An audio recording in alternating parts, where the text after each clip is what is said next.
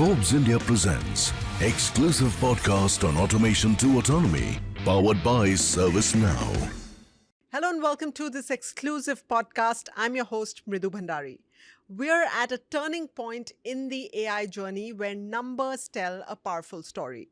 According to McKinsey, companies leading in AI adoption are seeing up to a 122% boost in cash flows, while those lagging behind could actually face declines of more than 20%. This isn't just a gap, it's an existential divide. Generative AI may have transformed individual productivity, but today, agentic AI is poised to transform the enterprise itself, making decisions, executing tasks, and creating value autonomously. By 2028, Gartner predicts that 15% of daily work decisions will be made by AI agents. So, what does it take to lead in this new era where technology isn't just a tool, but an active teammate?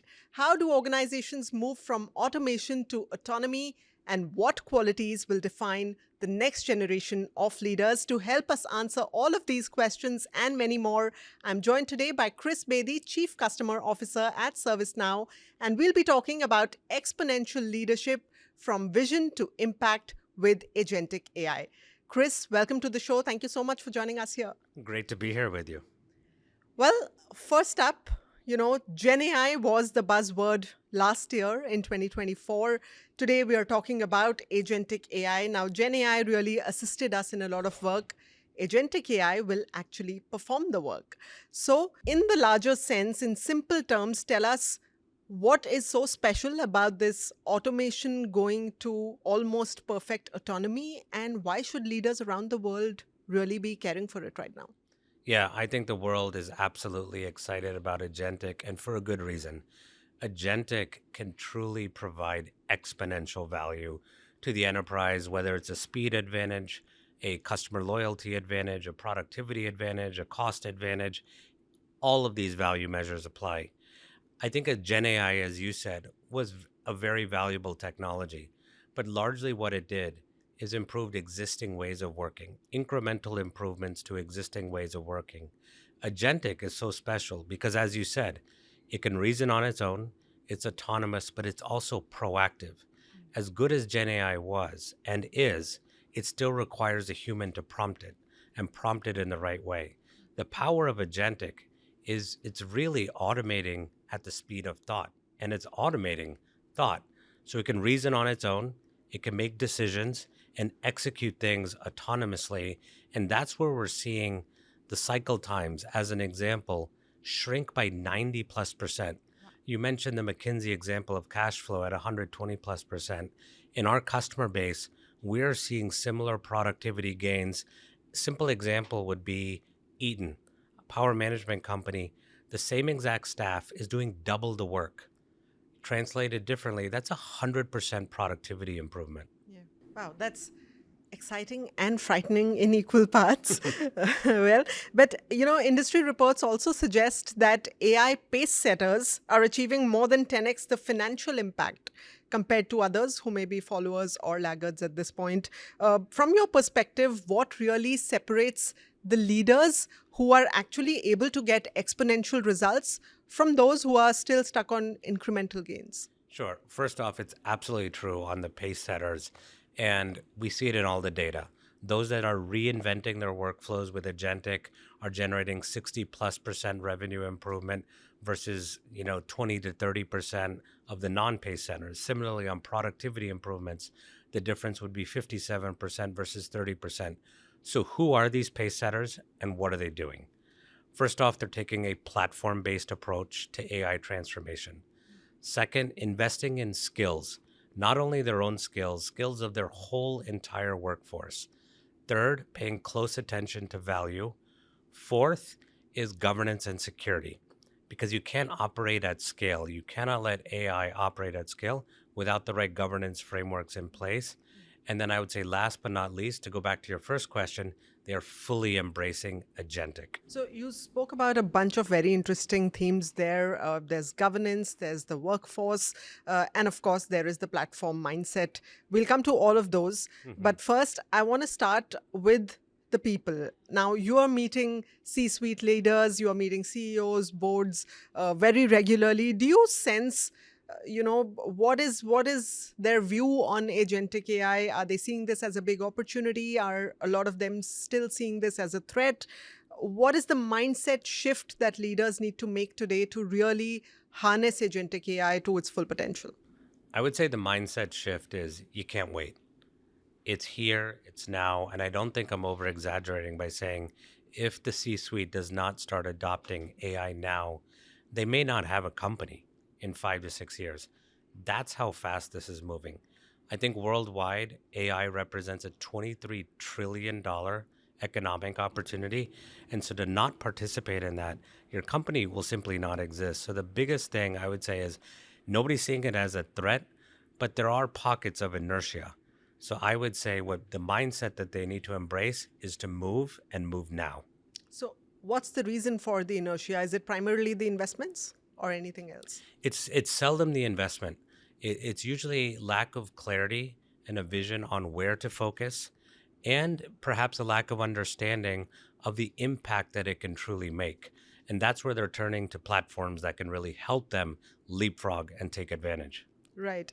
If leadership is really the differentiator, not particularly technology alone, then what are some of the new qualities that you believe that AI native leaders must possess today in order to succeed?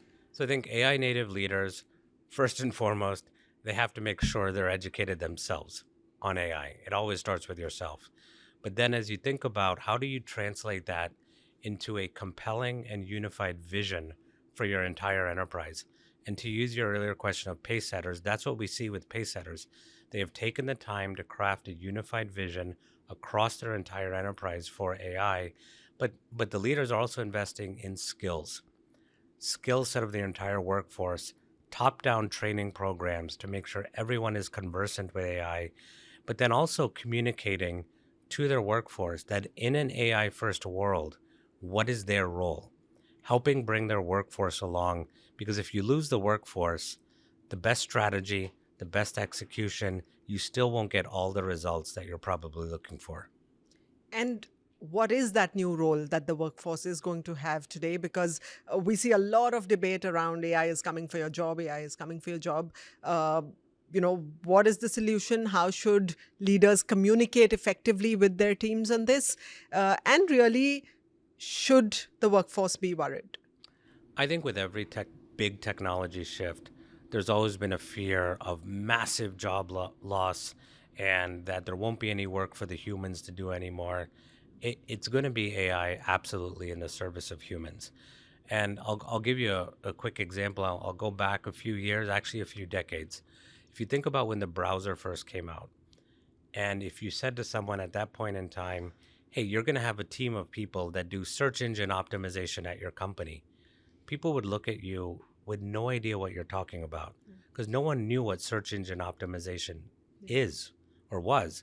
And so if you think about today, we do not yet know all the jobs that are going to be created as a result of AI, new roles, new capabilities, new departments even.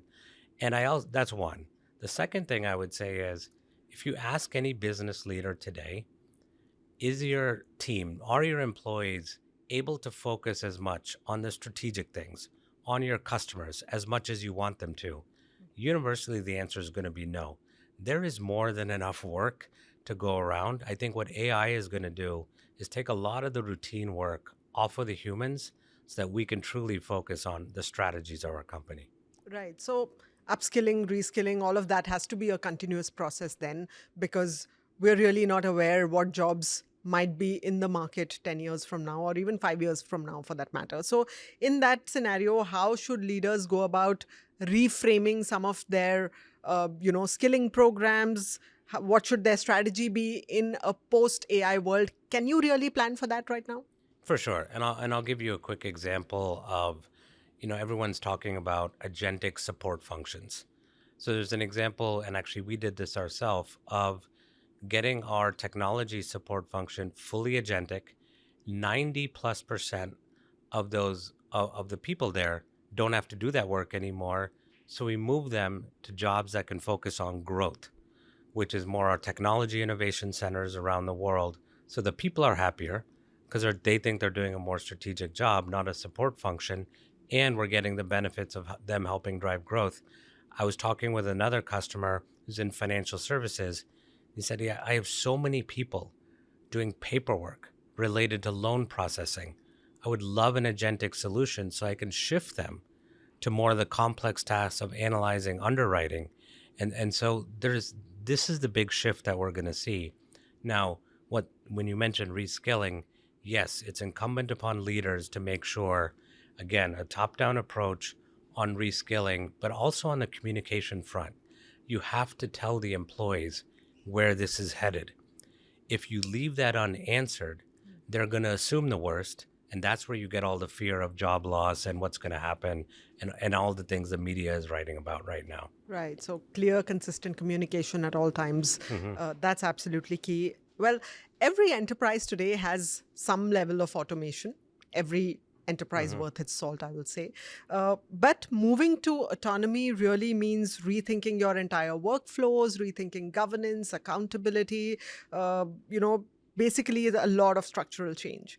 How can organizations then seamlessly make that shift without causing utter chaos while business is happening? Yeah, and that's the art of leadership. So I think part of it is unifying teams on a very small set of metrics that they can go after. A leading metric that I'm seeing with a lot of our customers is looking at revenue per employee improvements and using agentic. And then, because when people are measured consistently on something, it's easier to make progress. The second is putting in a governance framework to make sure that people are clear that this AI is safe to use, this use case is a good one to go after, we're utilizing the right data.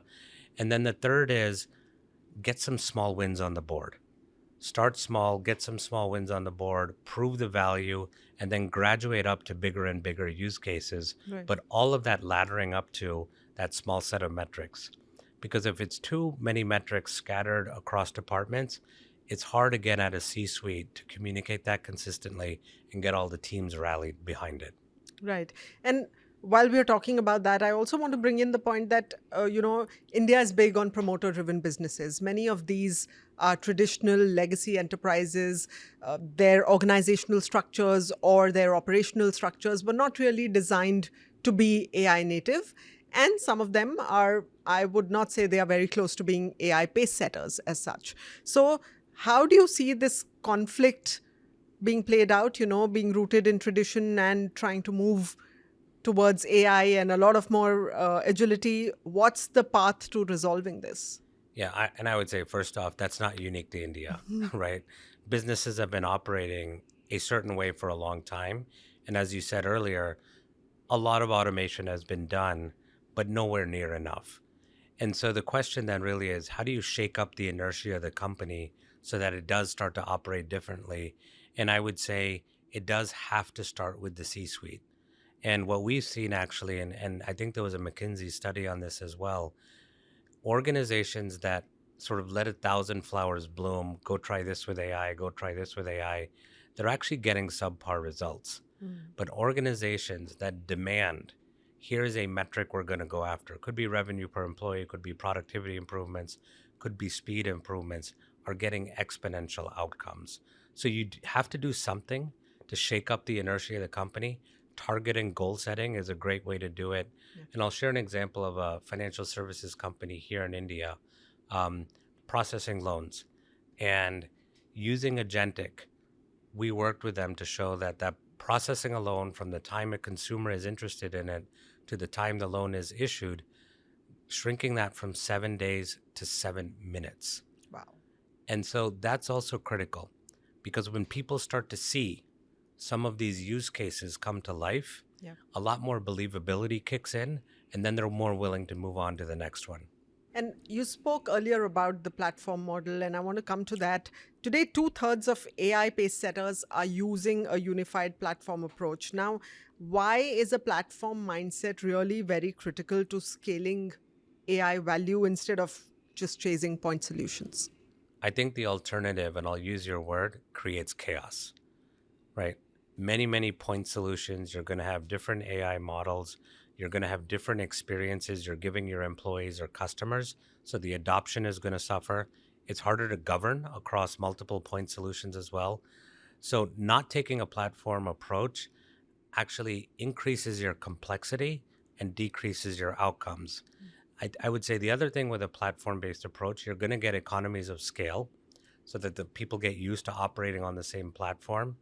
And last bit I would say is as you're taking a platform based approach, a platform which has AI plus data plus workflows all in the same place reduces the time to innovate and speeds up outcomes. Right. And talking of workflows, ServiceNow, of course, has always been about workflows, about experience.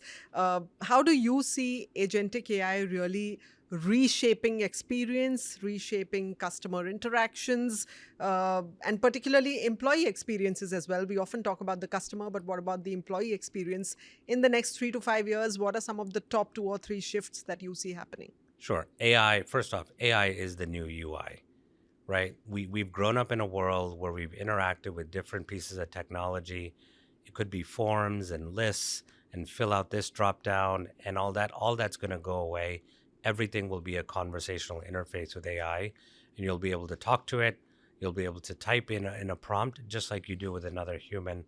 I would say, the second big shift, when you think about the customer journey, every single part of the customer journey from customer onboarding all the way through retention is going to be guided by AI, plus also presented by AI. So think about a world where every single customer will have its own personal AI that knows everything that there is to need to know about the customer and is guiding the customer along every step of the journey. And the same is going to apply to employees. So AI specific agents for employees. And I'll give you a simple example of one in finance, accounts receivable. Maybe people don't think it's the most exciting area, but we have agentic agents now processing 2/3 of the case volume for our accounts receivable department. What is that freeing them up to do? To focus more on improving collectability, improving cash collections, a metric which really matters to the CFO. Yeah. So a pattern that you're seeing here is freeing up time for the people to focus on the metrics that really matter to the company. Right. And talking of metrics and, measuring this transformation very, very effectively and differently in an AI first world, what new innovation metrics should enterprises be looking at? What should they be tracking to truly ensure that, they are on an exponential path and not really just making very small gains? I would say so. I think there's two questions in there. One, what are the metrics, and how do you make sure you're getting to exponential? I think on the metric side, I think there's a lot being written around productivity and cost takeout. And while that's valid, I think it's incomplete. I think AI, and you mentioned the customer journey, AI to boost the top line revenue of companies is top of mind for CEOs. Second is speed.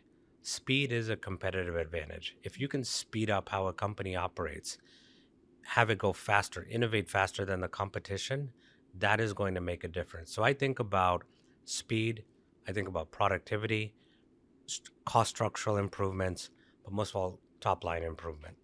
And all of that needs to ladder up to the P&L and balance sheet of the company. And on the exponential, what I would say is it comes back to leadership setting targets.